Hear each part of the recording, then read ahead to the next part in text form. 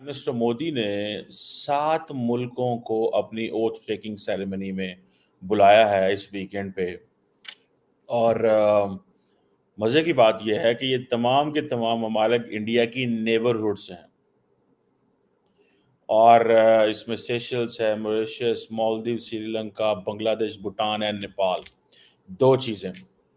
1, एक तो इंडिया ने फॉर अ मोमेंट अगले 5 साल के लिए फिर सार्क को डिसफंक्शनल कर दिया है। इंडिया अपनी मर्जी से इंस्टीट्यूशनल सेटिंग कर रहा है। इंडिया ने पाकिस्तान को भी माइनस कर दिया। इंडिया ने पाकिस्तान को माइनस कर दिया, इंडिया ने सार्क को कंप्लीटली फिर डिसफंक्शनल कर दिया और अपनी मर्जी की रीजनल सेटिंग एस्टैब्लिश कर रहा है, जिसमें पाकिस्तान का कोई किरदार नहीं है। ना तो पाकिस्तान के अंदर ये कैपेसिटी है कि वो अपनी मर्जी का कोई रीजनल प्लेटफॉर्म बना सके, क्योंकि इनमें से कोई मुल्क जो है वो इंडिया को निकाल के पाकिस्तान के आने के साथ आने को बैठने को तैयार नहीं है। और ना ही कोई ऐसी सिचुएशन है कि पाकिस्तान और भारत के ताल्लुकात ठीक हो जाए। मालदीव्स को उन्होंने ऐड किया है बिकॉज वो समझते हैं, one, Maldives is too important to ignore, one thing. Secondly, वो समझते हैं कि शायद मालदीव्स की जो गलतियां वो भी इतनी बड़ी नहीं है, इनको अपने साथ में ला लो। अगर कहीं पे चाइनीज ज्यादा आ गए हैं, नो प्रॉब्लम, लेकिन Maldives is too important to ignore for prime minister Modi.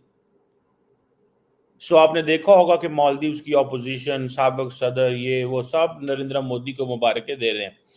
Very small country but very relevant for India in Indian Ocean. So ये जेन में रखें, ये बहुत जबरदस्त उन्होंने गेम खेली है कि ये सारी जो इंडियन ओशन के ममालिक हैं, अब नेपाल तो नहीं आता ना उसमें, भूटान तो नहीं आता, चले बांग्लादेश ठीक है, इंडियन ओशन में है, श्रीलंका है, मालदीव्स है, मॉरिशस है, सेशल्स है, लेकिन उन्होंने साथ ये सेटिंग भी इंगेज कर ली। सो यही सारे सार के ममालिक थे। एक आधा उन्होंने माइनस किया, एक आधा डाल लिया, और उन्होंने सोचा कि हमेशा हमेशा के लिए पाकिस्तान को आप साइड पे कर दो। अब जो राष्ट्रपति भवन के अंदर ये होना है, तीसरी टर्म लेनी है उन्होंने, ये तो पता है ना आपको, तीसरी टर्म। ठीक है जी, इस पे भी बात करेंगे। और बड़ी इंटरेस्टिंग चीज़ें हैं जनाब। इंडिया अपनी नेबरहुड फर्स्ट पॉलिसी पे, क्योंकि उनको बहुत ज़्यादा क्वेश्चन मार्क आए थे प्राइम मिनिस्टर मोदी के, और साढ़े पंजाबी कहते ने अग्गा दौड़ ते पिछा चौड़, means that you are running so fast and you are running all the time but you are not taking care of what's happening in behind. So इसमें ये है कि नेबरहुड फर्स्ट पॉलिसी थी उनकी, इमीडिएट नेबरहुड, जिसमें पहले definition ये थी अफगानिस्तान, बांग्लादेश, भूटान, मालदीव्स, म्यांमार, नेपाल, पाकिस्तान एंड श्रीलंका। मुझे बताएं, ये इमीडिएट नेबरहुड में अफगानिस्तान निकल गया, क्योंकि उस वक्त अफगानिस्तान जो था that was a political game. American ने भी ये कहा यार इनको सार्क के अंदर डालो, बिकॉज ये थोड़ा सा नॉर्मल कंट्री बने और आप लोगों के साथ वो करें। और अफगानिस्तान, जब इंडिया ने तमाम ममालिक के ऊपर प्रेशर डाला कि भाई पाकिस्तान जो है वो दहशतगर्दी करा रहा है एंड ऑल दिस, जो इंडिया का एक नैरेटिव है, तो उन्होंने अफगानिस्तान भी पीछे हट गया। उन्होंने कहा जी ठीक है, इंडिया नहीं कह रहा, दसी भी नहीं जाना। बांग्लादेश ने ऑलरेडी कहना था, भूटान भी पीछे हट गया। एक म्यांमार था, म्यांमार की का कोई एक और मसला है, वो एक और चीज है, डिफरेंट गेम है, लेकिन सम हाउ इंडिया की नेबरहुड में तो आता था। सो इंडिया ने क्या किया, अब क्वेश्चन ये है, यहाँ पे पॉलिटिकल साइंटिस्ट को पूछना चाहिए, फॉरेन पॉलिसी एक्सपर्ट्स को पूछना चाहिए, I will get one on this, कि इंडिया इतना बड़ा नेबर है पाकिस्तान इंडिया का, जो न्यूक्लियर पावर है, 240 मिलियन की आबादी है, 2.5 फ्रंट वॉर की बार बार इंडिया बात करता है। क्या इंडिया अपनी आंखें बंद करके ऐसे देख रहा है ना बेसिकली पाकिस्तान की तरफ, नहीं ऐसा तो डल नहीं देखा, साड़ा ध्यान इधर है, ठीक है ना जी। And then we have to use the Indian Ocean to go to Chabahar and all this, and then बाकी जगहों।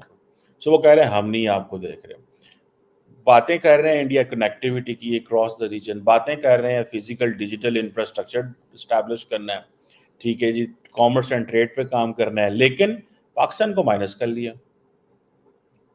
ठीक है जी। फिर ये था इनके पास एक एक्ट ईस्ट पॉलिसी भी थी, उसमें जारी बात है जी जितने भी साउथ एशियन रीजन हैं और इंडिया की जो जिसे वो कहते हैं ना, ये बेसिकली लुक ईस्ट पॉलिसी थी, 92 में आई, 92 में इसको अपग्रेड कर दिया एक्ट ईस्ट पॉलिसी 2014 में, प्रैग्मेटिक। अच्छा, मैं वैसे सच्ची बात बताऊं, मैं क्या सोच रहा था, I was thinking that prime minister Modi will invite ASEAN countries, association of south east Asian Nations, ये जितने भी सारे ये फार ईस्ट में बैठे हुए हैं। सो बिकॉज ये एक नई सेटिंग है, बड़ी इंडिया आसियान डायलॉग भी आपको पता है मौजूद है। सो ये चीज़ें, सो ये इसको अगर आप समझें कि एक आसियान के हवाले से वो कर रहे थे। अब उन्होंने देखें कि एक तरफ वो act east policy, neighbourhood policy and above all BIMSTEC, वो भी एक सेटिंग रखी हुई है इंडिया ने, the Bay of Bengal initiative for the multi-sectoral technical and economic cooperation. So अगले दिन में I was just thinking on this. So India ने सार्क को डिसफंक्शनल करके नए इंस्टीट्यूशनल सेटिंग बना दी। Why पाकिस्तान cannot, ये मेरा एक प्रोपोजिशन है, मेरा एक क्वेश्चन है, why Pakistan cannot establish its own regional setting? One, fear, कि अगर हमने किया कोई आया ही ना, हम मालदीव्स को क्या मुंह दिखाएं, क्या कहें जाके उनको को पायन तुसी साड़ना की कर और हटना रलो, हम क्या कहें बांग्लादेश को क्यों हमारे साथ ज्वाइन करो, हम क्या लेके आए आपके लिए, ठीक है। हम नेपाल को, जो कि under the influence of India इतना ज़्यादा, आई हैव मैंने देखा है Nepal just looks like India तो मैंने वीडियो में देखा है, टीवी पे देखा है, इंडिया मैंने जाके नहीं देखा, लेकिन क्योंकि मुझे पता है इंडिया कैसा होगा। एक मेरे उस्ताद साहब थे when I was in school, तो मुझे कहते हैं मैंने पूरी दुनिया घूमी है, तो he was a British citizen at that time, तो कहते हैं मैंने पूरी दुनिया घूमी, मैं इंडिया नहीं गया। मैं क्यों sir? I think it was grade 7-6 की बात होगी। कहते हैं वो I know India and Pakistan were just same countries, लेकिन मैं नहीं मानता, मैं समझता हूँ there is India is different. India culturally, linguistically, ethnically, geographically is far different from Pakistan. But that is a separate question. So Nepal की बात करें तो नेपाल ने कहना हाँ जी क्यों आपके पास आए, भूटान ने कहना है आपके पास क्या है हमें देने को, ठीक है। बांग्लादेश जो है वो तो हमारे साथ वैसे ही हमारा प्रॉब्लम है उनके साथ, पाकिस्तान पोला लग गया उन्होंने नाल। यहाँ पे डॉक्टर जयशंकर जो है ना, ठीक है, वो अपनी पूरी उन्होंने सेटिंग की हुई है, उन्होंने बताया पीछे से क्या करना है सर जी, की करना है की नहीं करना, उनकी टीम लगी हुई है। सो ये इंडिया इज वर्किंग ऑन सब रीजनल ऑर्गेनाइजेशंस जिनके ऊपर वो काम कर रहे हैं। ये इन्होंने बांग्लादेश, भूटान, नेपाल, श्रीलंका, ये सारे ममालिक के साथ वो काम कर रहे हैं। और मैं आपको बात बताऊं, माइनस पाकिस्तान, अब हमारे लिए तो बड़ा प्रॉब्लम बन गया ना, पूछो कि अफगानिस्तान अल जा नहीं सकते, इधर अल आने नहीं देंगे। With Afghanistan we just can not engage, because वो तो कह रहे हैं जी कि हम तो दहशतगर्द भेज रहे हैं, वो तो टीटीपी भेज रहे हैं तानो, ठीक है जी, टीटीपी भेज रहे हैं ना, क्योंकि हमारी दोस्ती थी, हमारा एक ही ख्वाब था पूरी जिंदगी, अब वो इंडिया ने पूरा कर दिया ना हमारा ख्वाब। क्या बोला, हम कहते थे golden road to Delhi, sorry golden road to Kabul and a dusty road to Delhi. अब हमारे लिए दोनों रोड जो है डस्टी हो गए, उधर वो जाने नहीं देते, उधर हम जाना नहीं चाहते। एंड मैं आपको बात बताऊं, if you go inside the policy makers mindset, आप जाए ना जरा पॉलिसी मेकर्स के माइंडसेट में, हुकूमत पाकिस्तान क्या सोच रही है, पाकिस्तान का फॉरेन ऑफिस क्या सोच रहा है। एरोगेंस या गुस्से से चीजें नहीं हल होती यहाँ पे आपकी बात तो नहीं है, आपके पत्ते क्या हैं आपके पास, कोई आपको मिलने आता है या कोई आपको इनवाइट करता है तो क्यों करेगा, what do you have for them.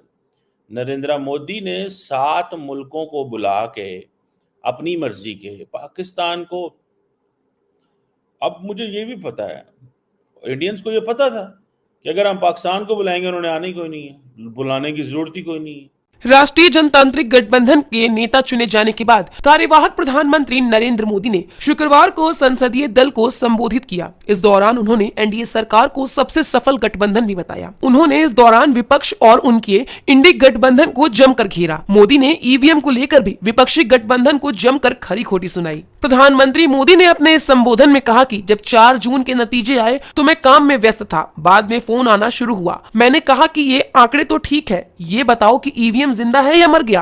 क्योंकि ये लोग तो तय करके बैठे थे कि भारत के लोकतंत्र और लोकतंत्र की प्रतिक्रिया से लोगों का विश्वास उठा दिया जाए। देशवासी जानते हैं कि न हम हारे थे न हारे हैं, लेकिन 4 जून के बाद हमारा जो व्यवहार रहा वह हमारी पहचान बताता है कि हम विजय को पहचानना जानते हैं। हम जानते हैं कि विजय की गोद में उन्माद पैदा नहीं होता और न ही पराजित लोगों का उपहास करने के हमारे संस्कार हैं। किसी भी बच्चे से पूछो कि लोकसभा चुनाव से पहले किसकी सरकार थी, वह कहेगा एनडीए। नतीजों के बाद किसकी सरकार बनी, वह कहेगा एनडीए। तो हारे कहां से भाई, पहले भी एनडीए और आज भी एनडीए। और 10 साल बाद भी कांग्रेस 100 के आंकड़े को पार नहीं कर पाई। अगर मैं 2014, 19 या 2024 के तीनों चुनावों को जोड़ दूं तो उन्हें जितनी कुल सीटें इन चुनाव में मिली उससे ज्यादा सीटें हमें इस चुनाव में मिली हैं। इंडी गठबंधन वालों को अंदाज नहीं है, वो पहले तो डूब रहे थे, अब वे तेज गति से गत में जाने वाले हैं।